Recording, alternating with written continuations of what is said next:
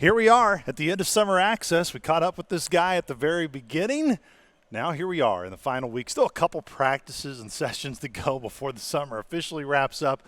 But we have our final conversation with the head coach, Scott Nagy, this summer. Coach, appreciate the time. It's probably been, with our summer access series, what's so great about it is, of course, not that we just get a chance to catch up with you, but we've caught up with all 9 of your staff members, from Riley, who's been a little bit of help at the home for you in the Nagy household this summer, to Coach Showtime, to all of your assistants from your Dobo and Justin Inslee throughout. What it means to just put a spotlight not just on your players but your staff and really the program throughout the summer. Yeah, and they're really, the staff's the most important thing, because I think over the year, they've learned what I'm looking for, and at this time last year, my head was spinning because of trying to get everybody used to me and what was important to me, and they know now, and so it's helped in recruiting and coaching and teaching, all those things. And obviously they call them the support staff, but they're our staff, Riley and Coach Show and Justin. They do so much for me and for our staff, and we're just so appreciative. And I thank you for doing this thing, because I don't know how to get on social media for the most part, but I've had so many people comment to me that they watch this and they appreciate it, and they get some access to our team, and it makes them excited, which is what we want. And I guess you will allow Riley and Harris to come back and do any future work on the house. Apparently, I guess it went well. They unfortunately, when they finish, it's right about the end of June, and it's been so hot. It's been, they built a pergola on my back deck, but I haven't even been able to enjoy it. It's just been too dang hot. I'm anxious for it to cool down later this week and get out and enjoy it. It's always a tough question to answer, because as a coach, you look at it from a critical eye of, hey, we're just trying to get better each and every day. But when you do look at the summer as a whole, now as you enter the final week, what are the biggest things you point to of, we've got better in this area? Well, I just don't know yet. I think where we got better was as a team, the guys getting to know each other. We do have a great group of guys. And not that we didn't last year, but I think we more so have a group of what we would call Salukis, where we just didn't have a full team of that last year. I really think we do this year. Now, when we start putting lineups together and saying, these are the top guys, that's when we'll find out, when adversity really hits, because they all think they're going to play right now, and it's just not possible. And how we work through that, how we work through the difficulties of that will be important. And, people say, you got so many players, how are you going to keep them all happy? And my response has always been, it's not my job to keep people happy. I've been around people that have everything that aren't happy, and I've been around people that have nothing that are very joyful to be around. So, I think that'll be a test of who they are when those things come. And, if they're patient and continue to work, maybe some good things can happen for them. But, I still want to be better defensively. We're not anywhere near that. And we have a lot of time. We do. But in order to be better defensively, I think the mindset has to change. So much of the reward for these players has been on the offensive end. And, to be able to for our team to take joy in getting stops and letting that be who we are above everything else it's just not an easy thing to change about how the players look at the game. And so we're just continuing to fight that battle. What are the biggest things in terms of fighting that battle that you and your staff try to do throughout this time in the summer? Look, the majority of your practices, I would say maybe 70, if not 80%, have been focused on the defensive end. But what you just try to do to reinforce that even outside of your practice time when you get it with your players? Well, there's all the fundamentals of it that we're working on. But if you don't have a heart for it and a passion for it, then those things don't change. And so that's what we're continuing to try to work on, even in watching film with the guys when we break it down and show them, just how hard they're playing on that end. We have some guys that should be dominant defenders. You look at a guy like Davion, you look at a guy like Prince, those two 6'6", 6'7", athletic, strong, smart, all the things really it takes to be a great defender. And I wouldn't say either one of them right now are great defenders, but could be. I mean, to be able to play those two at the same time, we should be able just to shut people down. And so, I'm just trying to think even through our team, everybody can improve on that end. I am just not concerned as to whether or not we'll be able to score points. We have spent very little time on offense, and the times we do spend on it, it's hard for our defense to guard us already. And so I know we're going to put up points. Can we? And we'll put up more points if we get stops. And if we don't, then we're going to be constantly in the half court, and it'll be harder to score. It's a question I asked you on our caravan tour that we've been doing around the Southern Illinois area. Still have Murfreesboro coming up on Thursday. So for Saluki fans listening, I haven't had a chance to come out. Be sure to come out and join us at Southpaw. It was, what are you most proud about the way the program is in terms of you and the staff, in terms of what do you believe is your biggest selling point, your biggest strength as a staff, you as a head coach? I want to ask it to you here. What you are most proud about of what you have as a staff, you as a leader of, hey, when you get on Zoom calls, when you get in the recruiting sessions, this is what you say, hey, this is a strength here of the Saluki basketball program if you come here and be a part of it. Well, the easy answer to that is just the experience. If you just – and we talk about this a lot with recruits. If you look at the number of NCAA tournaments our staff has been involved in, it's been quite a bit. 8 out of 9 years in Division II, as a head coach, I took teams there. As an assistant coach, I got to coach in a Final Four. I've taken 5 teams to Division I NCAA tournament. Hawk has taken 2. He's been involved in NCAA tournament at the Division II level. Javon, went to a Final Four at Loyola, and a guy like Will played in a championship game.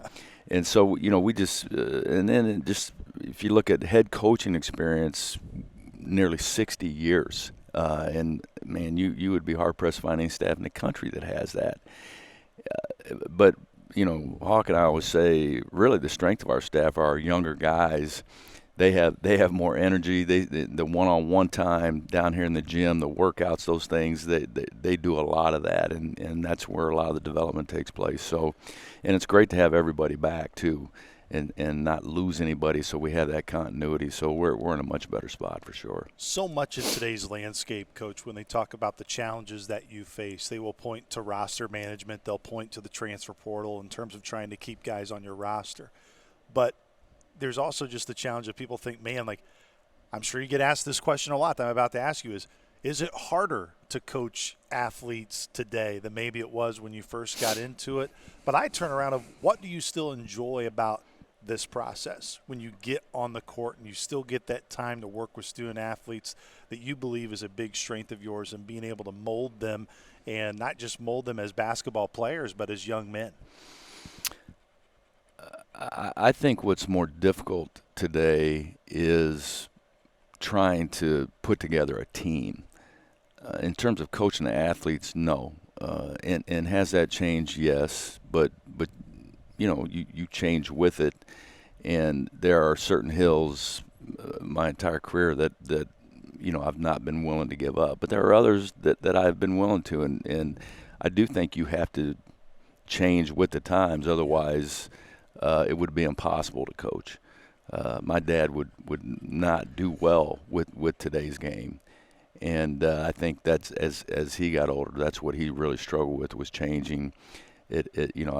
But he had been an assistant for so long. What I have are younger assistants around me that can help me, and connect and do those things with the players, because you do have to connect. You can't just just think you can come down here and not spend any time getting to know these guys, and then you're just going to coach them and get at them and challenge them, because everybody wants to know that you care about them before they're going to listen to you. And so I do the best I can there. Our younger guys obviously connect, and I also know this as a head coach, the players generally don't connect with the head coach as well as they do the assistants. I mean, that's how it was when I was an assistant. And so that part I get. But, yeah, just because the team changes so much from year to year, than what it used to be. You know, you used to just have everybody back except for your seniors and maybe one guy occasionally, and then you bring in the younger guys and the older guys, help coach the younger guys. It's a little more difficult to do that now. And so it's almost like you're starting over every year trying to put a team together. So the better we can do in keeping guys here, like the 6 guys that stay, that's why we're so much farther ahead this year. But yeah, I would say that, I don't think it's any different in terms of what I'm trying to get from the players and what we're trying to give them and what we get from them. You know, I say that all the time. It's not a one way where we influence you, and every player I've coached has influenced me in some way. So that hasn't changed, but just trying to put a team together every year has been more difficult. Sometimes there's a misconception that I hear from fans of, man, today's day and age athlete may be soft. To further your point of, hey, you coach these guys really hard, and I see it in the summer. Do you still believe that your team today, they still like being coached hard? Maybe sometimes their emotions may not lean that way, but they really trust you and your staff to tell them what they need to hear and be coached hard. That is still something in today's day and age that is important to have. Coach Hawk says this all the time, that bad players want to be left alone, good players want to be coached, and great players want to be told the truth. And, if you don't like the truth, then it's going to be hard to be a great player. And if you don't want to be coached, it's going to be hard to be a great player. It just is. I would say, over the year, and back when I first got coaching, people would say, people used to be tougher, back then. And I mean, it's always been that way, like the good old days. And but again, times change, and you have to adjust too. And you can still have tough teams. But basketball has become so much more influential, even in culture and in our society, than it was when I first started. And you look at AAU and how the NBA and all the things that influence just basketball and the culture, the attention on the young men is so much greater than it used to be, the social media and all of that. And I think it makes it more difficult for them to continue because they're getting so much of just individually what you want already. And so it may be a little more difficult to motivate them. I don't like to use necessarily the word entitled, but I think there is an expectation that there didn't used to be, that some of these guys are owed something, instead of coming in and going, what do I owe people? And I'm not blaming them. I'm just saying it's the culture that has created that. It's not the young man that's created, but it's the people around them. It's the culture.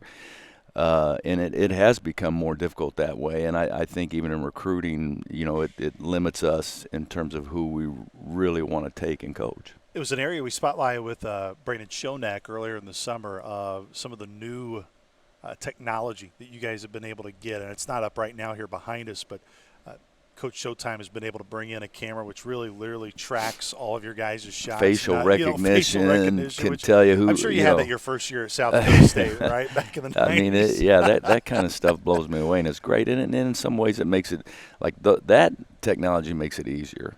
And Brandon, I mean, he gives me so much information. It's too much information for me, and he knows how to work through it and take it. He sends it to me, and Brandon, I don't know what to do with this. You do. If we're overworking guys, then that's great. And the nice thing is, the chips they're wearing and all that other stuff. It can give him information, because as you watch on the floor, it's sometimes it could be, well, this young man doesn't look like he's going very hard, and this other guy looks like he's going hard. And then you go, when you look at that information, and you can actually see, it can actually give you data and statistics that will tell you how hard they're going, comparable to their body type and weight and all those things that are going on. And so it does give you a view of that. Now, I tend to lean more on experience than I would that data, but I don't want to just dismiss that data either. And so I would lean on Brandon if he says, hey, we need to back off. this time, or this guy, you've been on him about not going hard, and those kind of things can help me. And Coach Brandon really leaves it up either well before a practice or after to even track guys of, hey, how many shots they're getting in after a practice. That kind of led to my question of, has this group this summer, it's always a point that you make with them like, hey, we know the time we get on the court is essential, but you also need to put in a lot more work outside of this time. Where's this group in terms of that growth this summer of being able to get in the gym and more guys doing more work outside of just your team time? I tell the guys all the time, you come in here and you think, man, we're going hard in practice. Everybody's going hard in practice. If you think that because you come to practice and we go hard that you're doing more than somebody else, that's not the case. It's the time outside of it, what we call the pro time, is where you can gain on people, not practice time. That's not where you gain on people. You gain on people outside of practice time and the other times you're putting in. But it's not just how much time you're putting in. It's what am I putting into my body? Yeah. Am I getting a proper rest? All those things. And, again, this kind of stuff Coach Hawk would say, you either like it, you love it, or you live it. And I would say it's the 80-20 rule. There's 20% of the guys that are living it, and there's 80% of the guys that aren't. And they could say they love it, and you say, well, are you eating correct? Well, no. Well, then you're not living it. And just almost in any branch of life, there's that 20-80. There's 20% of the people that are doing 80% of the work, and there's 80% of the people doing 20%. And who are you going to be? And talk, we all know talk is cheap. And you look at what you're doing, and yeah, it's. But my very best players that I've coached, man, they were 20% guys that did 80% of the work. They were in the gym. You couldn't get them out of the gym. They were addicted to it. And they made themselves better because of the extra time they put in, not because of the time they put in practice. Again, these type of questions I ask you, I know are really difficult to answer in the month of July. But out of your 6 guys who came back that you coached a year ago, what stood out about that group through the summer? Now that they've had a year underneath you, they've had the majority of this summer of guys who have really made a lot of strides. Well, they're just farther ahead, yeah. and that's normal. I wouldn't say they're all just our best talent, best players, but if you just go statistically, and if we took those 6 guys and put them on a team, they would probably still be ahead of where the new guys are. Just because they can move quicker because they don't have to think. Some of the habits are built into them already, where the other guys were having to break old habits. Some of these guys have been coached by other coaches, and it's not what they did. This is what we do, and so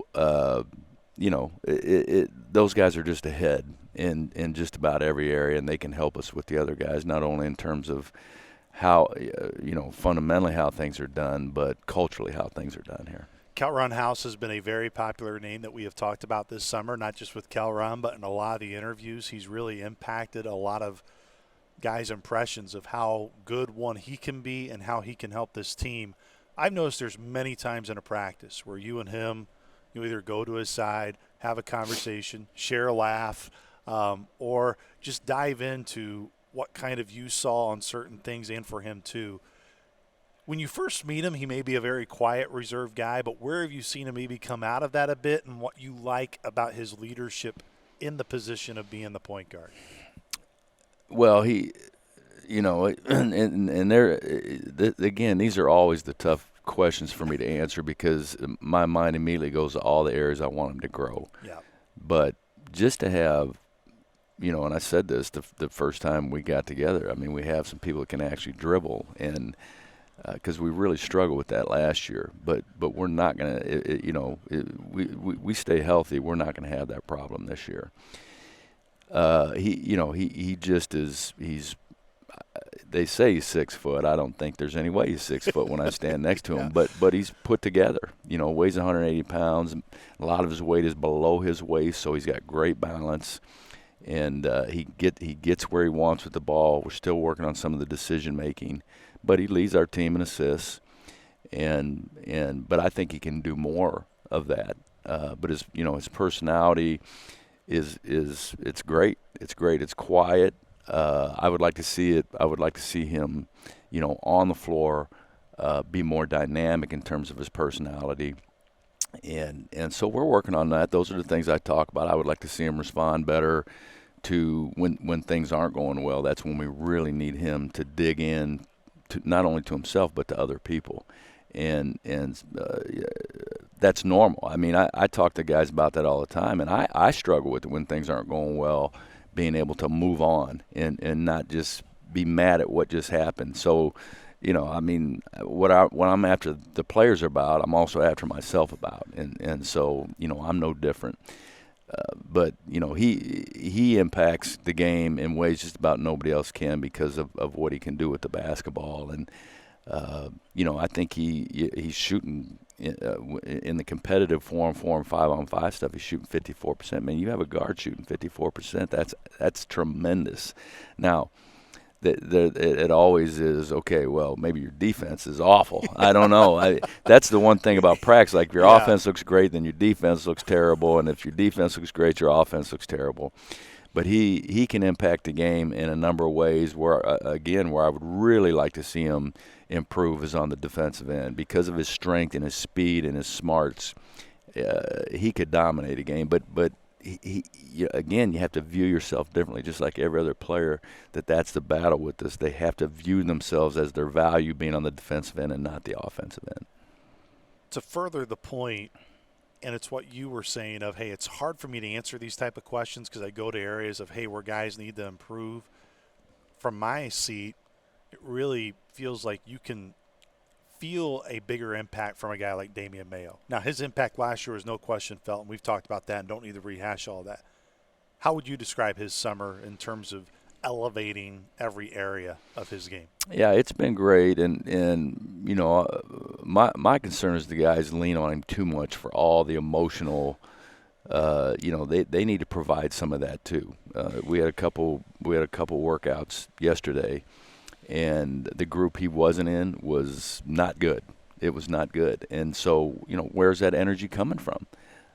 We can't all just rely on Damian to show up every day and provide that for us. I mean, that's nuts. And so, but the group he was in was tremendous, and it's not just because of him, but he's a big part of that. And he just got back from Athletes in Action, Leadership Academy, which he was there 4 days, and I think that was really good for him. To dig in and learn more, but he's providing just great leadership for us emotionally. The expectations are high. He just is one of those guys that a lot of the stuff he does you can't measure with statistics, and so we love having him. It's why we chased him so hard last year, and he's given us all of that. You could tell early in the summer for a guy like Isaiah Stafford, he was still working through of just trying to get his body, just trying to get back into a rhythm, a routine. Yeah. Have you seen him improve, and where at this summer do you see those flashes of, I'm really excited to see what this guy could do for us this year? Yeah, I mean, I could tell like the first 4 weeks, just emotionally, I mean, he just hasn't gone live in a year, and just I think trying to gain the confidence in the injury of his knee and figure out how do I fit in, because everybody's looking around going, how do I fit in? But when they're asking that question, I know immediately where they're going with that. How do I fit in offensively? And I told him, I've already given you the answers to the test. Don't worry about fitting in offensively. Be a tremendous defender. You're strong. You're quick. You're smart. Come on. You should dominate on that end, and you'll get to play offense. And I think he's really taken that to heart. Here the last 2 weeks he's been phenomenal. I mean, the guy, again, when we're doing the 4-on-4 and 5, I think he's shooting 47% from three. He's lighting it up. He was, we went last Friday, kind of live stuff, and he went 6 for 6 from three. Now, he's not going to do that every day, but he's really shooting the ball well. He didn't shoot that kind of percentage when he was at Valpo, but I think he was leaned on so heavily, at late shot clock, things like that, taking tough shots. He won't have to worry about that here.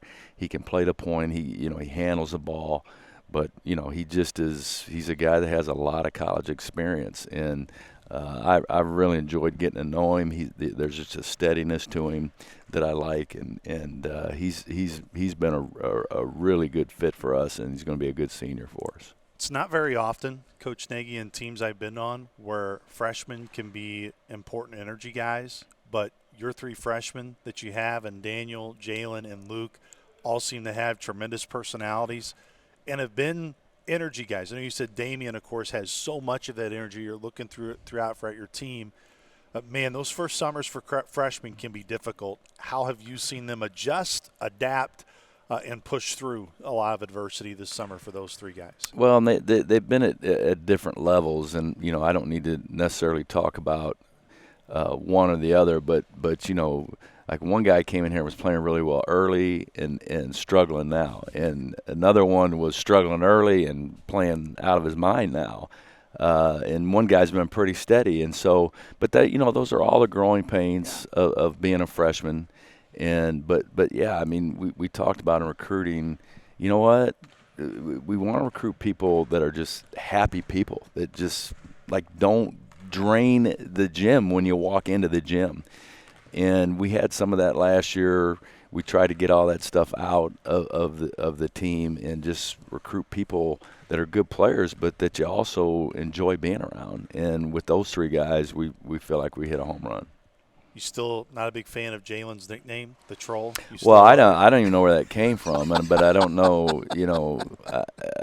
I've never given myself a nickname, yes. And I said you don't get to give yourself a nickname. We'll decide what that is. Yes.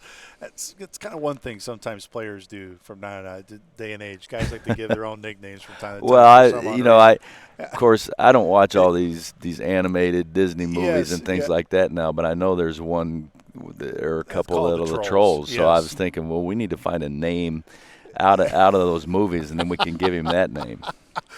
Did you have a nickname back when you played, or did you kind of always escape nicknames for Scott Nagy? On my basketball team, they called me Malibu because I actually, from high school, I just came with this shirt, the Malibu rum, and I used to wear it sometimes, and so the seniors gave me the name Malibu. But on the road, I was called a lot of things. But my wife likes Chachi. Okay. Yeah, at Jacksonville State, every time I would come out starting lineup, they would call me Chachi because they thought I looked like Scott Baio. Now I have a lot less hair than I used to, but Jamie likes that one for sure. One more player question before we just put a bow. Another guy who I think no doubt deserves some recognition is Jorge Moreno. Yeah. How big of a summer has he had? Good. He's our leading rebounder. He's our leading offensive rebounder. He's just stayed in shape. He looks so much better. I mean, he's so far ahead of where he was last year. As I look back, I wish we would have redshirted him for the minutes he played. And but he's done a great job. He is just a joy to be around. He's working hard. It gives us some versatility. We can obviously be huge with him. So but he's playing well. He's really doing a good job, and I'm just proud of him for how he's stayed in shape. It's someone that we haven't had a spotlight on, but she's been running around with us. I don't know where she went, but I think Justin just tied her up. But Penny Nagy, we're gonna have to get a spotlight on Penny at some point. So she's got quite the personality. She loves being down there on the floor and chasing basketballs around, and it just brings a little different feel to practice when she's around. But she likes it, and she's she doesn't interrupt anything when she's down here, but she does take some up a little bit of my energy when she's around. Coach, really appreciate the time, not just today, all throughout the summer, and enjoy the little bit of a break that you're going to get here after the week. Couple weeks. We can't wait to fire it back up once you guys get back here to school. Yeah, I appreciate it. Once again, that was head coach Scott Nagy. This concludes our coverage for Saluki basketball this summer for Summer Access of 2025.